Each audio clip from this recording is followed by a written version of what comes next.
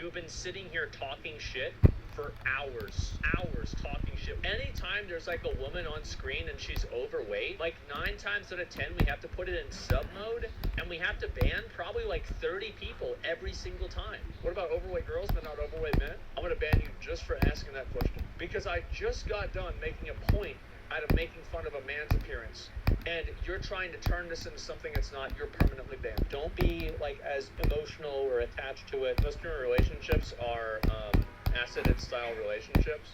Well, how do you know that? That's such a weird thing to say, because you don't know any streamers and no streamers know you. So why would you know anything about their relationship? I know tons of streamers, Dick. No, you don't. You're a loser and you're a nobody, and you're just in chat talking shit for no reason. Nobody cares about you. Get out of here. Got him. All right. Fuck. Take the internet a little bit less seriously. I guess he's not too good at not taking the internet seriously, and a big part of that is because he's chronically online. That's why the advice of don't take the internet seriously doesn't really work unless you're advocating for people to spend less time on the internet. The more time people spend watching content, the more they'll get attached to watching that content, and the more they'll care about the people making that content. That's what a lot of streamers and influencers are counting on, the mere exposure effect, getting people to watch them regularly simply because they're familiar with them. It's basic marketing psychology. Telling people to sit back and enjoy it does nothing to solve the problem of people being too emotionally invested in things on the internet. It's not merely wrestling, it's influence through social media, and trying to understand that influence isn't a toxic endeavor, it's just bad for Asmongold's business. This puts us in a strange position. Do you think people are blazing on the fact Jimmy kept someone who worked on the conditions? We don't even let criminals in. Jimmy saw someone he knew in incredible suffering and said, get on this treadmill and run a marathon barefoot? Well, yeah, because wait, I forgot about playtime Jimmy's making a show.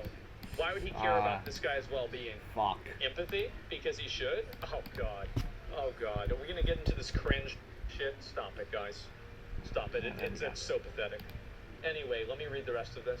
Genuine concern is misinterpreted as false empathy or virtue signaling. Yes, there are a lot of people out there who essentially weaponize the concept of compassion, not to provide, but to gain leverage. It's beyond annoying. Although now we're dealing with the result of that, people recoiling at the idea of empathy because of how passé it's become. It's demoralizing, and I hesitate to use that word. Even mentioning morality is enough for some people to roll their eyes. I would like to live in a world where we're capable of taking at least some things seriously. I might be asking for too much at the wrong time, and I'm definitely not the best candidate to be the ambassador of sincerity. But hey, if people largely disagree with the things I'm saying, if you think I'm pretentious and cringe, then stop taking the internet so seriously.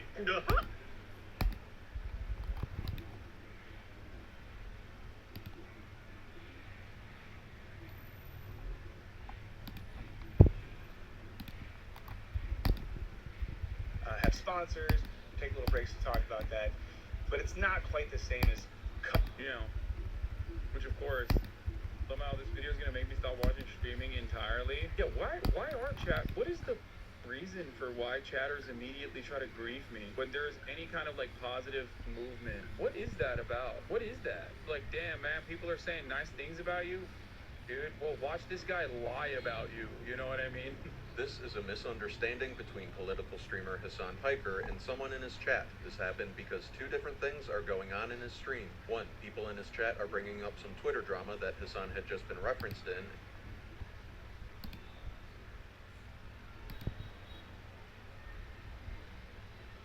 I think that's one of the things that upsets me a little bit now about like some of the hate watchers or like old fans that haven't like moved on is like thinking that all of this is like by accident. Like my choices are just like, oh, a series of unfortunate events. And it's like, that's not what it is. It's like super intentional. Like I'm aware of it. Yeah. I need to be on a leash. Creator Clash 2, it was a success. We lost $250,000 on the event. We did everything we could right. I know that you would f***ing cry if I said something to you in real life. I know you would cry. How do I know? Because I've done it to one of you fuckers in real life, and you have cried. You do realize there are guys out there in private right now jacking off to your girlfriend. How am I the simp? How am I the simp? I was morally grandstanding. And for anyone who liked those videos, I want this video to be an example and a lesson for you. Let me just say, Anissa is just People trying ain't to buying exist. any of And you it. even said that I made you feel like a bitch. And I'm glad that I did, to be honest. More people should do that to you. You want to get People don't clipped. buy You want to get clipped. You want to get shared. Negative, positive, more often negative. It's kind of like when you go fishing and you go to a new lake and you're like, I'm just going to like throw out, I don't know, a grasshopper that I found on the ground and just a big old trout. I am unhinged. Anissa is just trying to exist. That sort of like flippant behavior, it makes me want to be violent. It makes me want to be very violent. Oh, a series of unfortunate events. And it's like, that's not what it is. It's like super intentional. Like, Yeah. I'm aware of it. Yeah. It's very difficult to separate constructive criticism from hate sometimes. Criticism isn't the easiest thing to navigate. There can be hostility, miscommunications, ego issues, and so on. Avoiding criticism in one way or another may be less painful in the short term, though if gone unchecked for too long, there are usually consequences. This video is about critique, defiance, failure, and the possibility of redemption. iDubbbz, also known as Ian, is a YouTuber most known for Content Cop, a critical series on other controversial YouTubers. Though his career has been through the ringer, it's been over a year since I've made a video about Ian or his lovely wife Anissa, and things have only gotten worse for them since. The problems they were dealing with years ago are the same problems they continue to complain about today. Some may say that the mistakes that Ian has made are trivial. However, it's undeniable that he's lost a significant amount of viewership and respect as a content creator over the last few years. Whether or not you think he's largely responsible for his own downfall, a multi-million-dollar YouTube career has been fumbled in one way or another. A recent podcast from Ian and Anissa tries to make it seem like iDubbbz has started to figure things out and is about to right the ship of his brand and career. You had come to that conclusion, I'm pretty sure, the last video that you put out. So when I watched it, I was like, oh, holy shit, he's figured it out.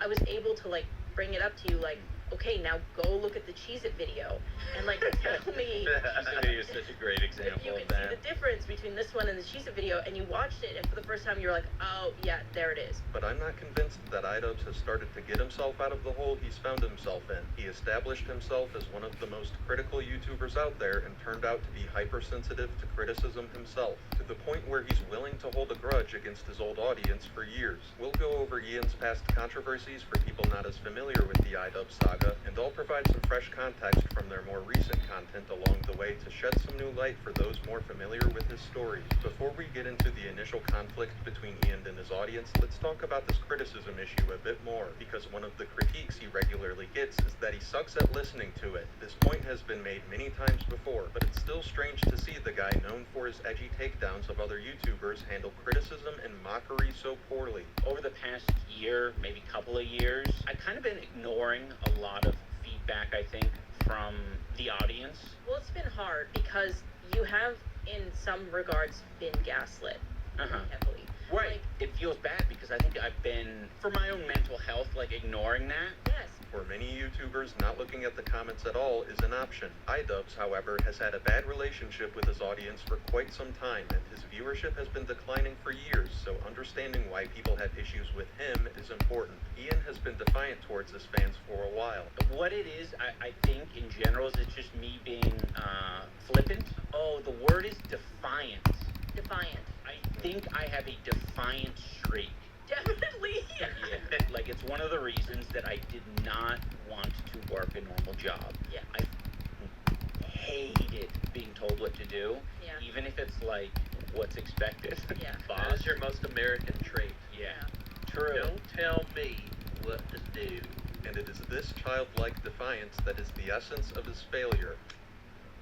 This years-long streak of defiance started where you might guess, OnlyFans. In March of 2020, Ian's girlfriend, He's now like a wife, stupid decided to idiot. start an OF account. Before this, I don't Anissa know would why, stream in that's a just- revealing way, so it wasn't too drastic of a career change for her. Still, both her and iDubbbz got a lot of backlash over this. Most people were just making fun of them, but there are some people who took it rather personally. Ian talked about this in his old response video. A good amount of people are just doing the reasonable thing and just making jokes and laughing about it, but there's a whole nother Okay, group of and after that people whole thing where he feel scammed his audience personally like devastated and $200,000, betrayed. yeah. When I first saw this video when it came out, I didn't think much of it. I think having an Yeah, OF what's girlfriend this? is whack, and so was Ian's response, but it didn't really affect my opinion of his content. Now I'm seeing it in a different light. It no longer comes off as a frustrated clarification. It comes off as vengeful and petty, sort of like, you, the audience, have upset me. Now I'm going to teach you a lesson about making fun of simps. You think these f***ing retards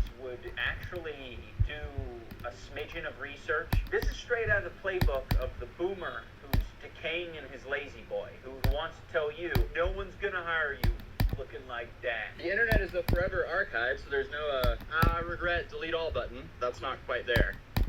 I don't know why this shitty point is being made. It's sort of like from 2003. By the way, the internet, it's a forever archive. Didn't know if you knew. This aged horribly. Maybe Anissa doesn't care if her nude pictures are shared without her permission, but a search for those photos on both Google and DuckDuckGo show free re-uploads of her material before her official OF page. Ian's other points are about as bad, like how you should be okay with OF models because there are probably people who are jacking it to your girlfriend without her knowledge anyway. She should break up with her, but I'm cool with it.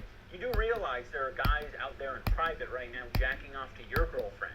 But I guess it's out of sight, out of mind, it's not a problem. And sure, there are a lot of gooners out there. The difference is that Anissa is actively encouraging those people to goon to her in order to make money and garner attention. I'm pretty sure that's the part people have a problem with, but I digress. What about Ian's approach to this situation? He digs up tweets with no likes and no traction in order to make a point about the hate he's getting. It comes off as desperate to control public perception. iDubbbz had such a large audience, there was bound to be some hate thrown his way, no matter what the controversy was. He decided to make a harsh and preachy response as a main channel upload. He chose to amplify the most aggressive comments towards him by reflecting their hostility. I mean, he's about as red as a stick of dynamite from Looney Tunes here. Those tweets had no traction. This was a video posted to a channel that regularly gets millions of views per video right after the OF controversy. Of course there was going to be further backlash. I bet a lot of his viewers at the time weren't even clued into what was happening, and then they were hit with this cherry red rage. In the grand scheme of things, this didn't do that much damage to the iDubbbz channel at the time. His videos were still getting millions of views afterwards. However, this did change Ian's attitude towards his audience. You felt like the audience Dude, was like, is this with you possible 100% now? that they got it. Is this and impossible? Then, I think this actually started during the OnlyFans thing, where you all of a sudden saw that your audience was projecting a lot of things onto you, that you like had all these thoughts and feelings that you don't have. And I think it scared you of like, holy shit, these people don't know me at all. Right. A very big thing that has sort of altered my view on all of this is just the amount of hate and harassment my wife Anissa has received over the years. These are often Anissa's words, although Anissa is known to speak for Ian. I have this problem where I talk for us. Yeah. I've always had that problem. And She's doing it now. I'm doing it now, but that's why I love that you're in therapy, because Yeah. I think that I'm getting better at it. Having no choice but to confront it head on, it's like really like, okay, Anissa's not here, what do I say? There is something to be said about Anissa speaking for Ian all of the time, but his defiance and resentment towards his own audience would explain a lot in the story of his career. The people who took things oddly personally were a vocal minority, and that's who iDubbbz chose to focus on. Couple this with how sensitive Ian is to criticism and mockery, and things start to fall into place. For every 20 positive comments, the one comment holds about as much as a power as the 20 negative ones and or positive ones. Even if it's just one day or a small controversy, it's so much worse than like a legacy or multiple years of doing well, doing pretty good. This is a bit much, but it is a common problem that people have, focusing too much on the negative. Sometimes a bad remark can stick with us for longer than we would expect, and I think that's something a lot of people can relate to. But when you're a YouTuber, a highly critical commentary channel, getting negative comments is a natural part of the process, especially during a controversy. Looking for tweets with no traction to highlight the kind of hate you're getting is basically an invitation for more people to start dunking on you. This was a pretty bad way to approach the OF situation, and it still seems to bother him to this day. But for about 2 years after Ian's response video, he was relatively controversy-free. He never made another content cop, but his uploads were satisfactory, for the most part. They weren't anything special, and the iDubbbz channel at one point did feel special. He released his Dax Flame documentary during this time, and out of the 3 documentaries he did, the others on Airsoft Fatty and Sam Hyde, I think the one on Dax Flame was the weakest. Not a bad video, but relatively forgettable. He also wasn't uploading as much during this 2-year span. While it wasn't obvious to everyone at this point, Ian still held on to his resentment over the OF kerfuffle. With his next documentary, however, more people would start to look at iDubbbz differently. How did is this possible? I don't understand. Revisit this. All that's important for now is that he's a controversial comedian, and that's probably putting it lightly. iDubbbz made a documentary about him titled "Getting Away with It." It was another video that would be divisive for the iDubbbz audience. Entertainment-wise, this was some of the best stuff ever put on his channel. He went through various odd and questionable aspects of Sam's life, only for Sam to reveal that it was all for show. I'm curious about your relationship with Danny. Has she been on drugs since she met you? She's been on drugs since before she met me. So if you're implying that I've driven her to drug use, you are incorrect. Okay. Have you tried to get her any help? No, seeing as she's a girl I paid $500 to shave her head and pretend to be my girlfriend, no, I haven't tried to get her any help. Also, I think I told her to put her hand in your pocket and pretend to be on drugs. Yeah, no. This is so upsetting to me right now. You think I'm a millionaire, you think I have a good-ass office like this? Shut up. This is your office. Says who? Also, the slingshots are rental. There are a lot of details to the story behind this documentary, but the main question is, what were Ian's intentions with his documentary on Sam? Was it meant to be a hit piece to make Sam look bad, or did he have a more pure motive in mind? Let's look at the points for both sides of this old debate. Sam and Ian's first interaction was years before this came out, and it was a negative one. I guess Sam was making some kind of pony game as a joke, but didn't want people to know it was a joke or something like that. Ian made a video about it, addressing it like a real product, because he wasn't in on the joke. Sam issued a copyright claim. There were some creators at the time who made videos about this fake pony project. Yeah? Yeah. Were you one of them? I was one of them. What did I do? Dude, come on! I was passed it trying a to couple not have that times, news get dude. blown. Right. So maybe that had something to do with it. Probably did. First, let's address the copyright claim. I don't agree with it, even if it was an attempt to preserve the humor of what Sam was doing. Copyright claims are whack and should be reserved for egregious situations only. However, this was years ago, and it seems like Ian has been holding on to a grudge against Sam ever since. After all, he says that's the reason why he's there. That's what led to this day today. Really? Okay, so are you gonna punk me? You're getting punked. Really? How are you gonna punk me? I'm gonna make you look like an asshole. Really? Which isn't hard to do. What is the Is point? that really the case? No. It almost comes across like he's saying, you brought this upon yourself. The counter to this is, well, Ian was just breaking the ice. Bringing up their first interaction isn't strange at all. It goes deeper than that, and if you have any social skills at all, you can tell that iDubbbz is taking a combative and antagonistic approach during much of the interview. Did I create an enemy with it? I mean, for a period. I didn't like you. I'm sorry. You were an asshole. I'm sorry, but that's no good. Yeah, why'd you do that to me?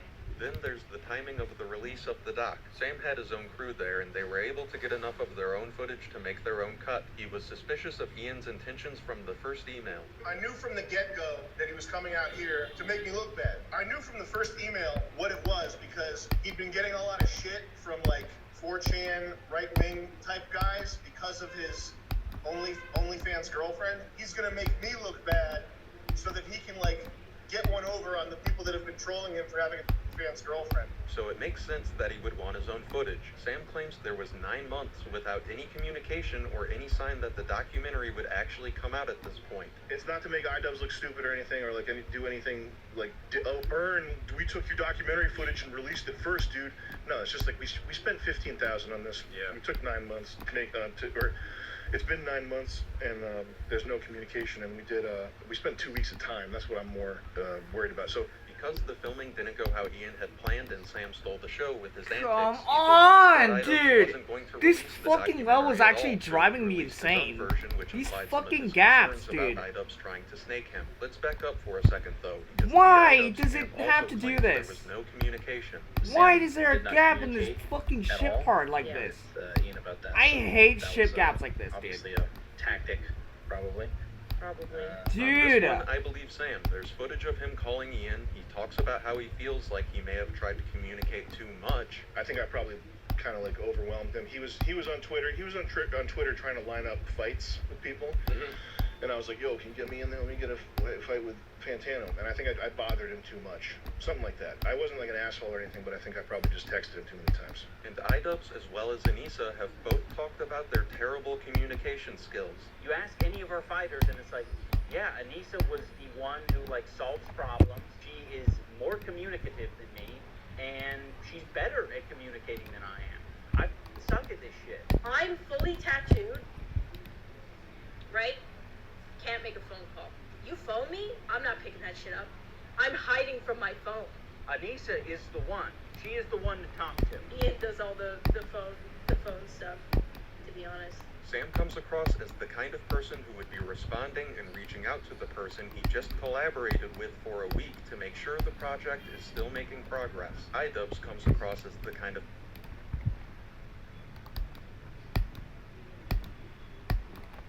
It's just to the show, right? Dude, come on, let me pass this fucking gap! Why is this click so annoying?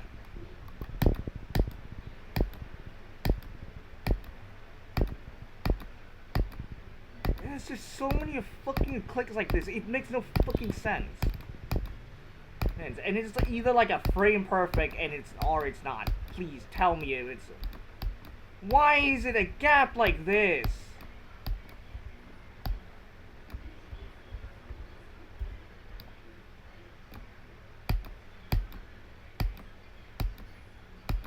It's like a 120, maybe even a 240 frame perfect. I hate this. This fucking click is so irritating. I don't like it.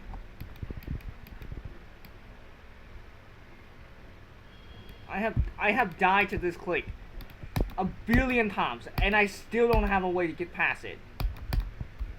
How do I get past this click? Genuinely, how do I get past this click? Oh my god.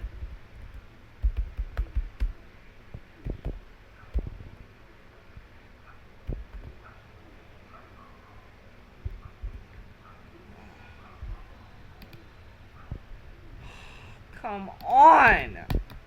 This click is so fucking annoying, genuinely. Fuck this spike, bro. Fuck this spike.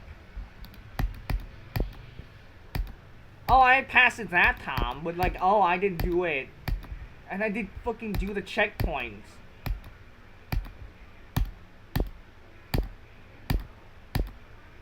What do you want from me, dude? What do you want? Has a panic attack whenever the doorbell rings.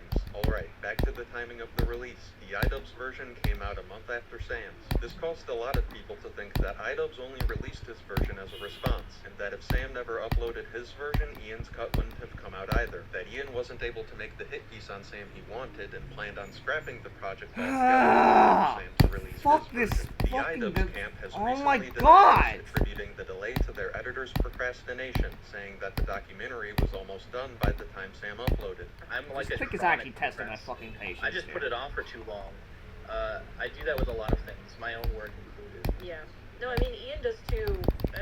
I do. Can as I just well, straight and I think fly that's the here, problem is all three please? of us, none of us set deadlines Nope. for ourselves or each other. This is Dane, by the way. We'll see him again a bit later on. Even if procrastination is the sole reason why it came out so late, which I have my doubts on, that doesn't mean Ian's intentions were pure from the start. It just means that he wasn't planning on scrapping the project and has a lazy editor. Oh my Of course, god, there's also the dude! documentary Why is itself. this click so Watching it again annoying? For the first time in a while, I was surprised by how much of the video is spent criticizing Sam. And I get it. Sam Hyde is a controversial figure, so talking about that in a documentary about him is natural. natural. However, this is more than just a documentary. It's a pretty massive critique of Sam and his work, and it's clear Ian is trying to make a point. A lot of Sam's comedy seems to be rooted in him trying to rile people up. But if you're not saying anything about something when you say it, why do you even say it? So with the context that Sam openly aligns himself with the alt-right and white and misogynistic stuff, it's hard to write off any of the ironic stuff as just ironic. That's the disconnect that a lot of people have. Yeah. Where it's like, you'll see people, Sam saying, based and red-pilled ironically in videos. Yeah. And then they'll go in the comments and they'll, have a rant about how based and red-pilled they are. There have been many infamous Sam Hyde moments where he tries to harass or get the attention of people like Ethan Klein or Lena Dunham. I was just joking is a legitimate way to exonerate yourself in moments of actual miscommunication. But it's also a perfect fallback option for when you receive criticism for a point that you are genuinely trying to make. I think eating shit is awesome. What the? You like eating shit? I was just kidding. Are you stupid or something? Well, now I feel bad for being unaware of any irony going on. So in the future, I will not criticize you for anything you say.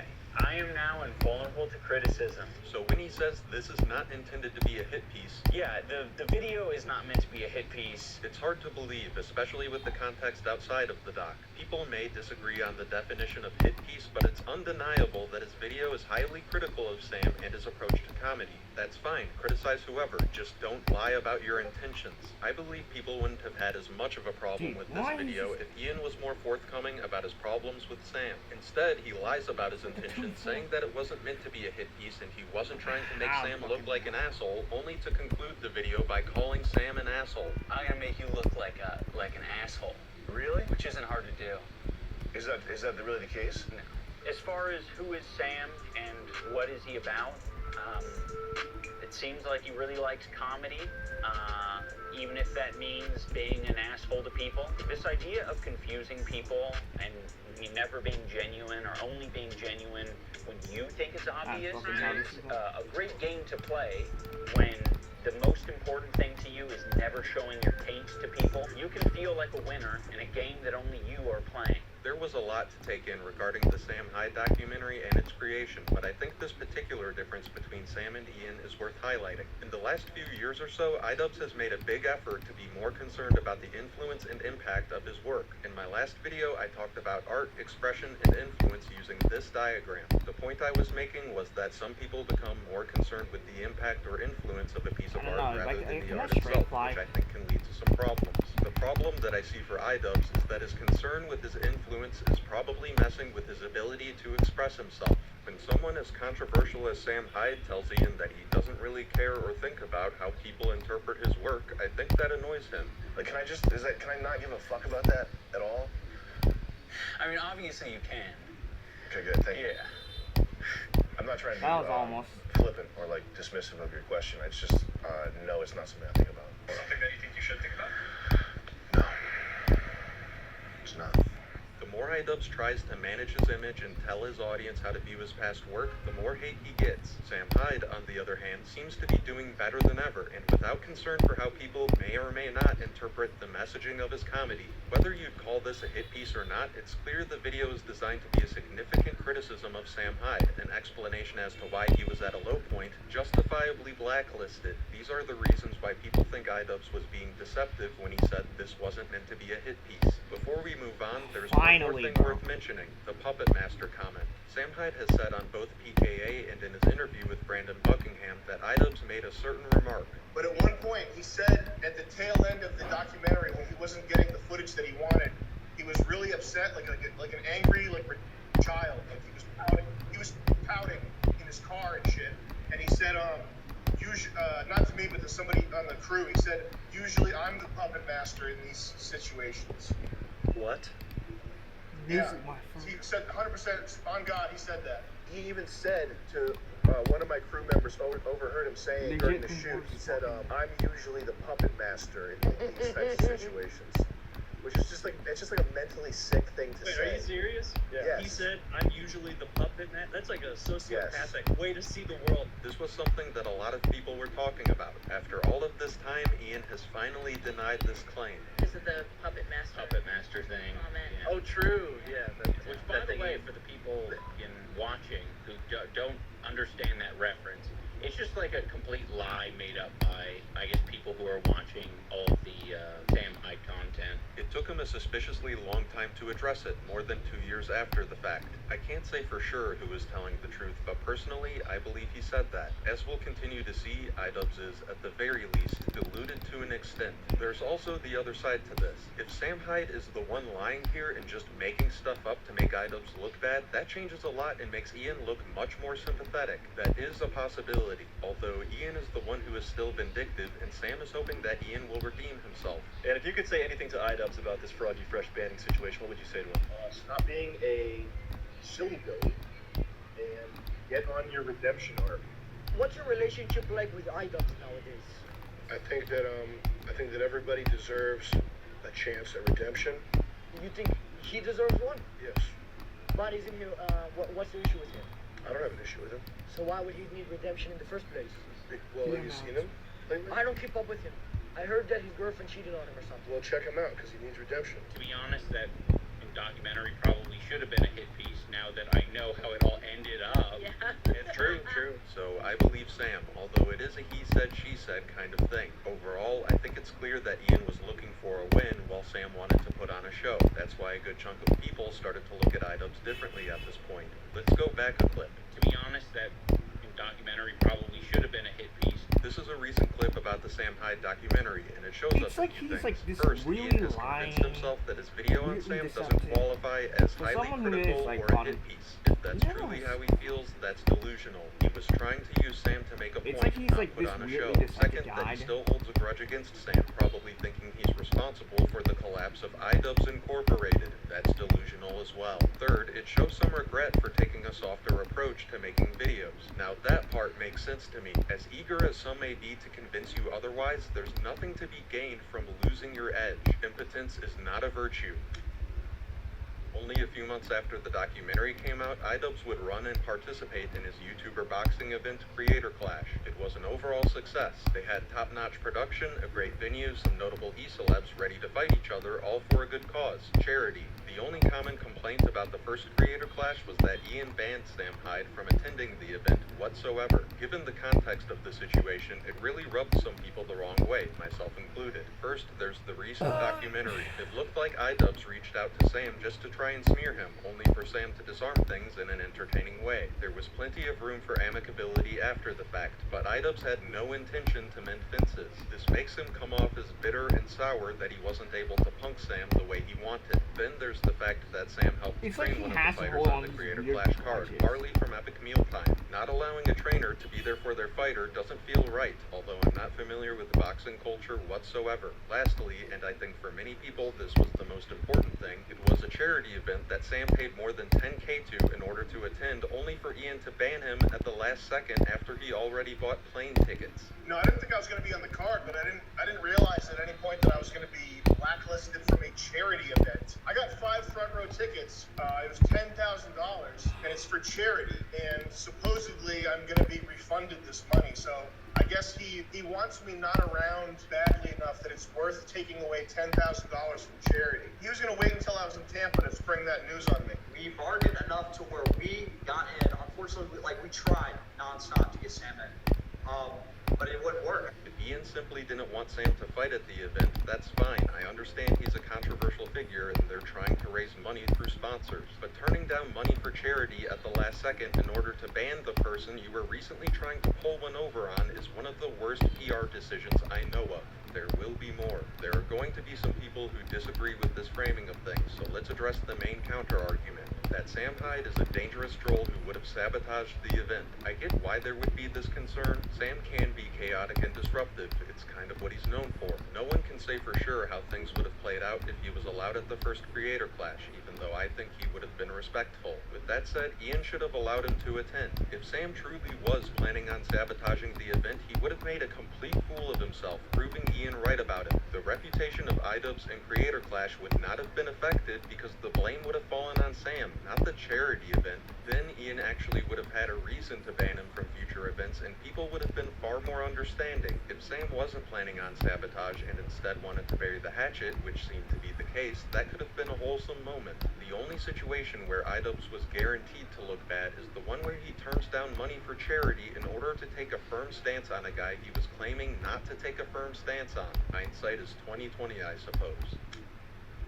Between the first and second Creator Clash, about a year apart, iDubbbz only released 2 videos not relating to those events, one dunking on Doomsday Preppers, the other of him making a Thanos fidget toy. From what I understand, Ian was focusing a lot on training for the next fight and getting the event in order during this time. It was becoming more common to see videos that were critical of iDubbbz at this point, as his audience was getting to be more and more divided. The tiny bit of content that iDubbbz made during that time was safe and stale, making it easier for people to start disliking his channel, which was once known for being the opposite of safe and stale. Even though iDubbbz had already put off parts of his audience in different ways, all he had to do to fix things was to start making some decent content again. I know he had a lot on his plate with Creator Clash 2, but think about it. He was at the low point of his YouTube career where his audience had the most amount of doubt in him and his brand than ever before. The only 2 videos separate from Creator Clash that he released in that year were passionless, childish nothings. So not only was the public's opinion of him as a person changing, but their opinion of his content was changing for the worse as well. But what about his opinion of the audience? About a month before Creator Clash 2, iDubbbz decided to be a guest on Anthony Padilla's podcast. Thank BetterHelp for sponsoring this episode. How amplified did it feel? Gender. I'm gonna have to. I hate that fucking click, dude. Do you?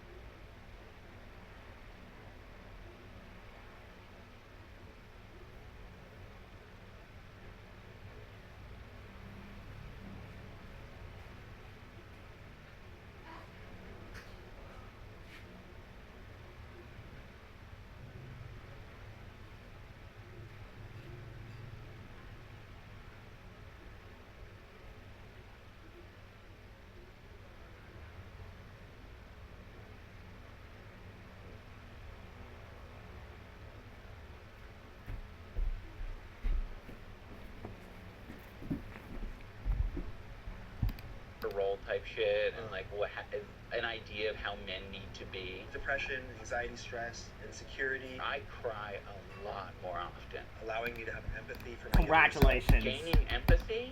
Yeah. I'm not going to go over the history of this podcast, but look at some of these thumbnails. I was being brainwashed. He knew that I was afraid of the dark. I shouldn't be alive. I won't repeat the bad words. Many clips from this interview circulated on Twitter, most notably the official YouTube short on Anthony's channel. This was also the intro of the video, so it wasn't just the public emphasizing that part. Another thing that ended up kind of guiding the path a little bit, I did not like the interactions that I had with fans. There were quite a few human beings that I interacted with.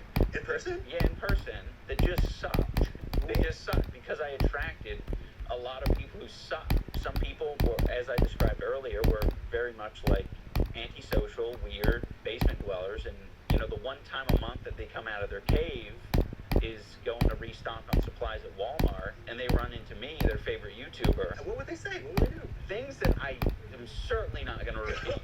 I'm talking bad words. If you have an audience of millions and millions of people, you're not going to get along with or like every single one of them. Some of them are going to misinterpret the things you say. Others may have social issues, especially considering the time we live in. These things can't really be controlled or fixed by a YouTuber, no matter how they approach making content. It's not on the creator to make responsible art. It's up to the viewer to consume it It's just like such a responsibly. noob To at an everything, extent, bro. obviously advocating for violence or something like that would be crossing a line. If artists and content creators are too concerned with what kind of influence their work has, we wind up with biased and hollow media and art. This is how iDubbbz recalls the interview roughly a year later. In my mind, it's just like really bad communication on my part, because I started doing things that I would say are like out of character for me, like me just going on the Anthony Padilla podcast. There was a line in there that sounded like really harsh, and it was like, yeah, when the basement dwelling person like comes out and sees their favorite YouTuber, or they say a slur or something. It was much more than just a single line about basement dwellers, though. Most of the interview has to do with how much more mature and righteous he's become and how he feels about his past work as well as his fans. The entire thing comes off as a message to the haters. He never bothered to clarify himself either. People thought, oh, he's talking about me, when Rather they've than never done that to you. Yeah. You know what I mean? Like, the vast majority of people who watch and enjoy your content would never do that. Yeah. But they thought that you were talking about them, saying that, you know, that they fell under that blanket. Yeah, and I really wasn't trying too hard to even correct that when it was coming out. Yeah. Because I don't know, I'm just like, I already felt out of my element talking about a lot of the shit that I talked about on the Anthony Padilla podcast. It's your first time ever publicly talking about anything. Yeah, so yeah, it was hard, and I was like, oh man, I don't feel like I'm at all ready to be making like or issuing corrections or anything like that if I've did up this bad already. I just don't buy this narrative that iDubbbz wasn't trying to make a general statement about his content and his audience, yet didn't care enough or feel sensible enough to properly clarify himself. He was confident enough to double down on this stance a couple months after the Padilla interview with a main channel upload. This wasn't an error in communication. iDubbbz said the things he meant to got a worse reaction from the public than he was expecting and went on to regret it. For contrast, here's what iDubbbz says in general about his new direction about 6 months after the Padilla podcast.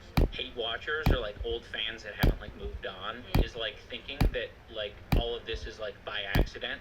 Like my choices are just like, oh, a series of unfortunate events, and it's like that's not what it is. It's like super intentional. Like I'm aware of it. Yeah. And here's what he says about 15 months after the Padilla podcast, after it became abundantly clear that his new direction wasn't working out. In my mind, it's just like really bad communication on my part. I don't feel like I'm at all ready to be making like or issuing corrections or anything like that if I've did up this bad already. It was a deliberate choice to flip off his audience, so to speak. A choice he now regrets because of how terribly it backfired. He can't walk all of it back because then he'll seem even more deceitful given how much time has passed. He can't fully commit to that stance because it's been ruining his career. When he takes this fence-sitting revisionist approach, he comes off as feeble and delusional. The only good move he has is to stop dwelling on this predicament, something he clearly struggles with. It's been over a year since this interview. Here's a moment that aged like whole milk. And you've said that anyone who focuses their entire career on making edgy content, edgy jokes, eventually finds themselves wanting to do something more fulfilling for Totally. What is the fulfilling thing? I made this like fidget toy. Yeah, that you the pop zits out Thanos' of. colorful zits. Yes.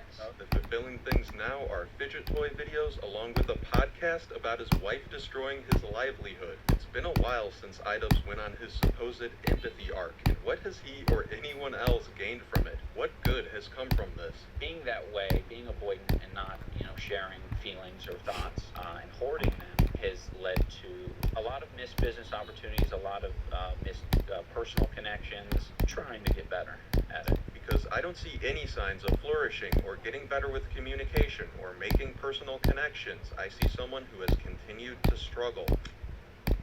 Creator Clash 2 was a disaster for the most part. The production was still solid, but the major headline was, charity boxing event loses $250,000. There are a few reasons why it did so poor financially. First, they spent too much money on the event. I don't know all of the specifics, but I do know they had about twice the amount of fighters on the card than before. They had e-celebrities there other than the fighters to host and make appearances, although I'm not sure if or how much they were paid. The venue was twice the size and they held a gala as well. I'm not sure exactly how much money they brought in, but either way, Creator Clash 2 wound up costing more than it made, and it definitely cost more to run than the first event. Second, they did a poor job promoting the event. It wouldn't have taken much effort for someone like Idubbbz to draw more attention. He made 2 videos about it in January, and the event was in April. He might have mentioned it on Twitter, but he really should have made at least a main channel video about it a week or 2 before the event. The fighters didn't do much to promote it either. There wasn't much beef or drama, which is often a big part of what draws a crowd to a fight. Manufacturing drama is lame, but I think it's a bit different when you're literally scheduled to punch someone in the face for the sake of entertainment. More interactions between the fighters leading up to the event would have gone a long way, although when one fighter tried talking trash, he wound up getting removed from the card, which brings us to the next reason why Creator Clash 2 failed, the way they handled the Froggy Fresh situation. How am I the simp? Oh, cool. How am I the simp? I want to know. Is it because it's a woman? It's because it's a woman, isn't it? For those who aren't familiar, Froggy Fresh, now known as Tyler Cassidy, is a YouTuber who makes music, often in a humorous way. He was going to be fighting at Creator Clash 2, but was cut from the fight only a few weeks beforehand. There are a lot of details to the Froggy Fresh debacle, so I'm just going to go over some of the key points and show some of the more recent things that Idubbbz and Anissa has had to say about them. Here's the main reason that Ian gave for cutting Froggy from the fight. The main reason Froggy was kicked from the card was for collaborating with Sam Hyde. And, for anyone who's been following the story, that's, fairly obvious. Many people thought it had to do with a lighthearted joke that Froggy made about Anissa's OF account. On April 15th, if I don't hurt you beyond what anybody could have imagined, I will be so disappointed in myself that I will subscribe to Anissa's OnlyFans. And I wouldn't doubt if that was at least part of the reason why they kicked him. Unfortunately, he's been perpetuating a narrative that it's about OnlyFans or that it's about Anissa's mom, and that's extremely deceptive. Idubbbz said that it had nothing to do with Froggy getting kicked, but Anissa's mom was on Twitter getting involved in the drama, and we've seen that the whole OF thing still upsets Ian. I don't want other people to be uncomfortable because you're there. Like, you don't get the vibe, all right? The vibe is sex workers and fighting, I guess. And you don't like the sex workers part. So I'm pretty sure that had an impact on their decision. However, now they're saying he got kicked because he wasn't showing up for training. Yeah, there were a lot of very justifiable reasons. Yeah, including not showing up to Yeah, to to training. training. Yes. Froggy Fresh addressed this on Twitter. Imagine over a year later talking in your Secret Dungeon podcast you're too cowardly to publicly broadcast, still coping and lying saying the reason I was kicked out of your boxing event was because I didn't show up for training. Did that info come from the alcoholic boxing promoter your business partner set up as my coach who couldn't find me someone to spar or was too scared to spar himself that I was given permission to get rid of? The guy who was 1.5 hours drive one way that was getting paid under the table, telling me not to let the gym owner know he was getting paid because he was lying, saying that he was training me for free for a charity event? The guy who would cancel when I was in my car ready to drive 1.5 hours early as shit because he had diarrhea? Imagine doing a 1.5 hour podcast crying about your haters lying a year later when no one fucking cares. Yes, not all of your haters are incels. Stop the cap. Idubbbz and Anissa do use that as a deflection rather often. The funny thing is that most people who clown on their relationship relationship probably have more relationship experience than both of them put together. They're able to see the problems that iDubbbz and Anissa are blind to. Also, it doesn't make sense that iDubbbz didn't bring up Froggy not showing up to training in his video. I don't think that Froggy was perfect in all of this. It does look like he dropped the ball at least once when it came to communication and dodged responsibility. He uploaded a Twitter video to explain the context for why he didn't respond to Anissa. Anissa's concern text of hope everything's going okay was a way for her to try to manipulate the situation, to try to do further investigation into my friendship with Sam Hyde. He thinks this text message is manipulation. No, Froggy, we wanted to solve the problem. And that sucks, but as someone managing a boxing event between YouTubers, Ian needs to be able to handle situations with people he doesn't always get along with. If working with Froggy really was that uncomfortable for Ian, then he could just exclude him from future events. But finding a replacement fighter under such short notice was a potentially dangerous move, physically. Chris Raygun, 5'5", was scheduled to fight Froggy Fresh, 5'2". Chris wound up fighting William Haynes, Froggy's last-second replacement, who is 5'10", 8 inches taller than the person Chris was expecting to fight. Finding an appropriately sized YouTuber, physically and in terms of popularity, who is competent and willing to fight under such short notice is not easy. Then there's the fact that Froggy trained with Sam Hyde, which also contributed to his ban. Froggy's association with Sam came as a surprise to Ian, but it would have been good for the event. It's good to have antagonists and rivalry in competition. That's what sells tickets, especially in something like boxing. This response video made iDubbbz look unprofessional and petty, because it was.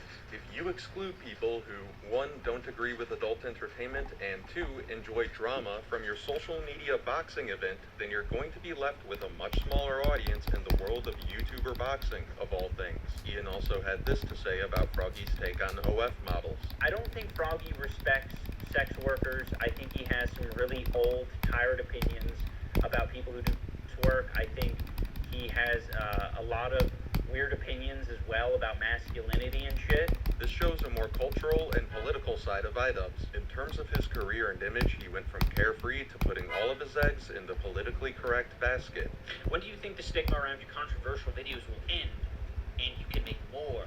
Well, I don't think it's going to end. What I'm noticing is that, like, as long as we continue to progress how we're progressing, like, we're just becoming more socially aware and careful about what we say things or whose feelings we're hurting and shit like that. And I think the people who are like trying to ignore it or pretend that it's not happening or pretend that like it doesn't have to be that way, it's like you're seeing it in every like developed nation. There isn't like any like society that we're seeing that's just so different. It's like, oh yeah, like it's complete anarchy in Australia. They say whatever they want and they, you know, do this and that. It's like, no, like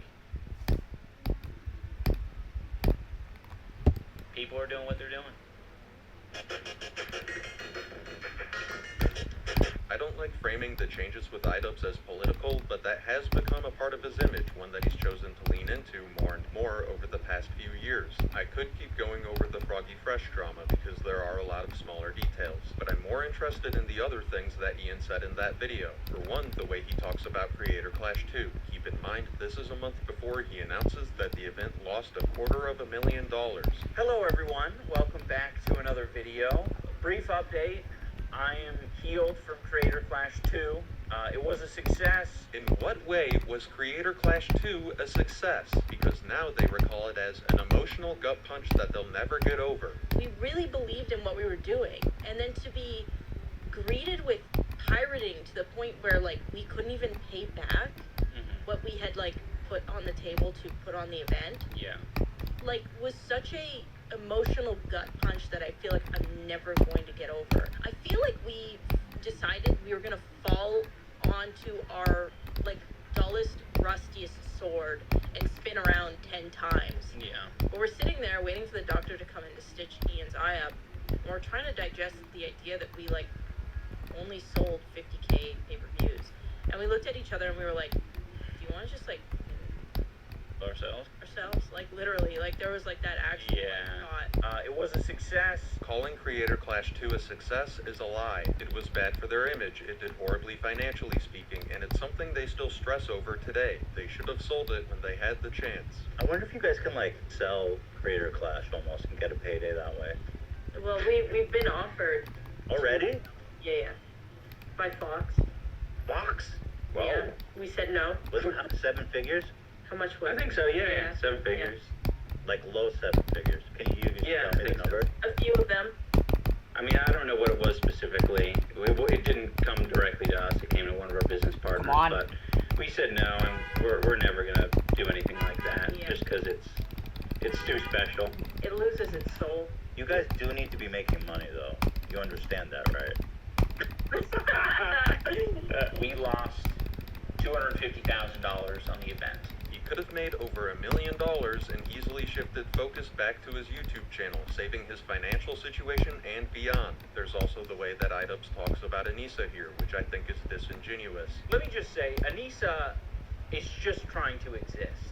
You know, she doesn't want anything to do with the drama. She doesn't want anything to do with the shit. And I have brought a lot of it into her life. But Anissa isn't just trying to exist. She's a public figure seeking to make a living off of lust and attention. She's a public figure who's married to another public figure. And, as we'll talk about more later, she's someone who is intentionally provocative. It's kind of like when you go fishing and you go to a new lake and you're like, I'm just gonna like throw out like I don't know, a grasshopper that I found on the ground and just a big old trout.